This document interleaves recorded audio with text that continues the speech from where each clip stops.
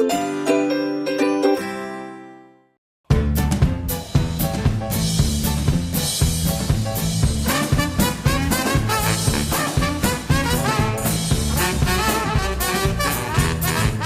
everyone, I'm here with my sister Erin again, and we're here at the Jim Henson Exhibit at the Museum of Pop Culture in Seattle. And we're gonna go take a look at it and try to document some of the highlights that we come across.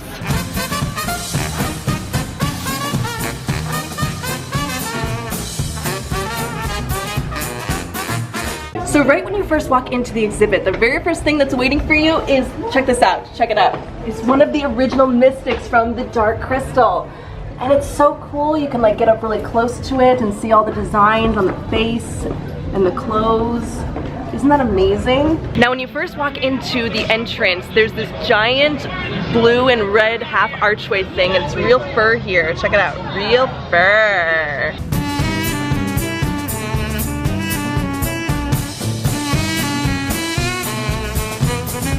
This whole first part of the exhibit is all about Jim Henson as a person and how he first got started in TV and film and working with puppets. And look at this huge picture right over here to greet us when you come in. Aww. And also when you first walk in, we have one of the first Kermits that we know today, the way that he's designed, the way he is on television. We have a design from 1978. The original Kermit was created in 1955 when they were developing Sam and Friends, but this particular design is how we know him today, and he's pretty much stayed the same ever since.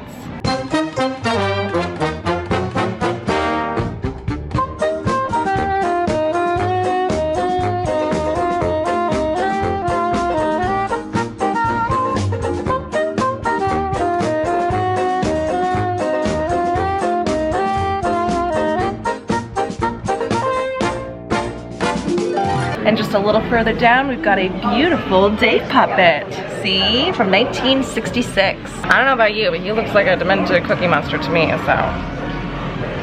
And you know the Wilkins coffee commercials that Jim Henson worked on? Well, here we have some original storyboards that they designed.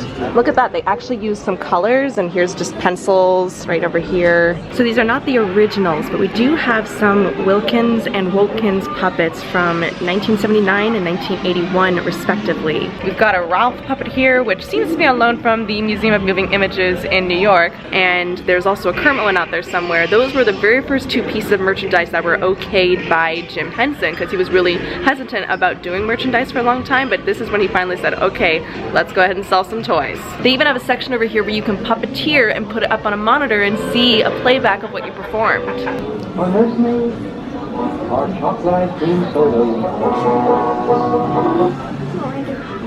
Do you have fun? Okay, now we're gonna go check out the Sesame Street exhibit. Sunny day, sleeping up, clouds away. On my way to where the air is free. Getting down there, how to get to Sesame Street. And here we've got a lot of puppets from over the years. We've got Bert and Ernie and Grover and of course the Count. I will remember. We have here what looks like some original storyboards from 1969, which is the year that Sesame Street first aired. So this is right around the time that they were first developing it. Again, they're in color, so beautiful. And now we're going into the Muppet exhibit.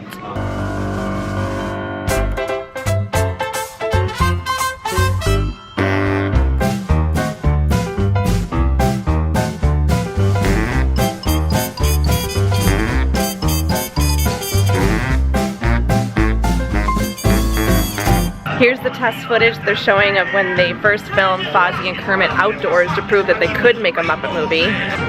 I own that book. Okay, so much yes, we have some cells and inserts from Muppet Babies. And here's probably my favorite thing on the whole entire exhibit so far. We have Baby, Piggy, and Fozzie from The Muppets Take Manhattan when she had that fantasy about them when they were babies, which is what of course inspired the Muppet Babies. She's even got a little Kermit doll. Aww. We have the Country Trio puppets here too, which are of course supposed to be Jim Henson, Frank Oz, and Jerry Nelson.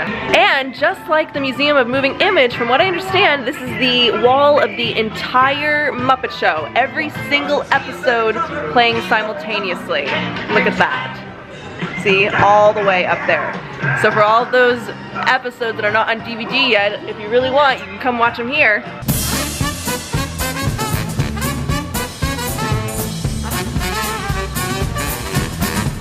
We're now entering the part of the exhibit that focuses specifically on his movies and other projects that he worked in the 80s, such as The Dark Crystal, Fraggle Rock, Labyrinth. Right here we have Red and Wembley Fraggle, and next to them we also have Steve Whitmire's headband. The Museum of Moving Image may have Jim Henson's headband, but we got Steve Whitmire's headband, man! There's such a sad love deep in your eyes, it kind of held you, open and closed within your eyes. I'll place I like your sleeves. They're real big.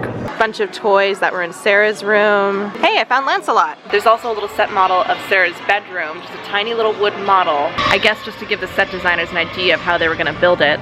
This is actually really cool. Here's some original concept art of the Gelflings. Brian Fraud drew these himself. Doesn't that kind of seem like something you would see on DeviantArt today?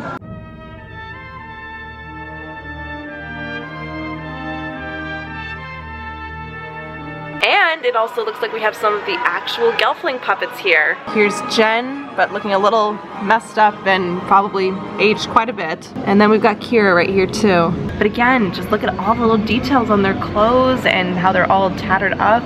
And that's it for the Jim Henson exhibit. If you guys are in Seattle, I highly recommend you come check it out. And in the meantime, like Jim Henson would want, let's just keep looking ahead. Thank you guys so much for joining me, and please be sure to leave some comments down below and let me know what else you'd like me to talk about in other future Muppet Monday episodes, and I will see you guys next time. Bye!